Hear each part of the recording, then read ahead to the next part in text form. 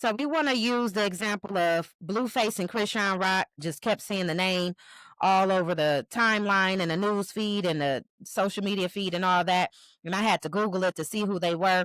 And then I realized that they weren't in the media for necessarily positive things, but their Yeah, relationship was widely publicized because of the toxic nature of it. yeah, yeah. So going into some of the things that they have posted and the nature of the relationship and everything going back and forth and how they get into it. Then they're back together. Then the tattoos are there. Then the tattoos disappear. Then the tattoos are there again.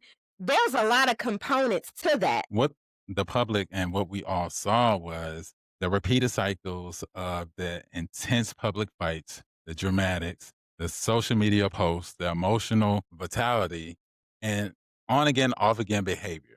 Now, for me, I got tired of hearing about Krishan and Blueface in the media because, as you stated, it was nothing, anything positive. It was always something in the negative. And we're not here to judge them.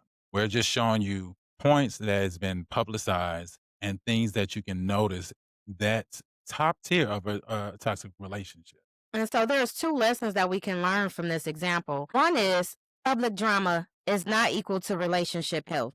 The louder it is, the more it can mask real harm or unresolved trauma. Think about, I know we all have been nosy and you see two people going back and forth on social media or on Facebook and you messaging somebody, girl, you saw what such and such, you see what da, da, da." Yeah, So it's like the problem is not being resolved by taking it to social media. It's just becoming more louder. And this is the catch, though. The louder you make it and the more visible you make it, the harder it's going to be to contain because now everybody got an opinion about it. And it's just adding more and more and more and more trauma to the situation. And the second thing is when emotional vitality is entertainment, boundaries get blurred. Now it's like the conflict is now content. We getting yeah, views. We what's the word? Trending. We trending yeah, now. So it makes accountability harder and healing less likely because now you got so many opinions. You got your little minions throwing their opinions in there. Now it's hard for you to accept accountability because you got all these people cheering you on, like, no, you wasn't wrong. And so yeah, healing now is less likely because it's too publicized. yeah. Is very publicized. To remind you, we are not diagnosing them. This is just what's been played out in the public. So, and this is the patterns that highlight toxicity signs listeners can relate to in their own lives.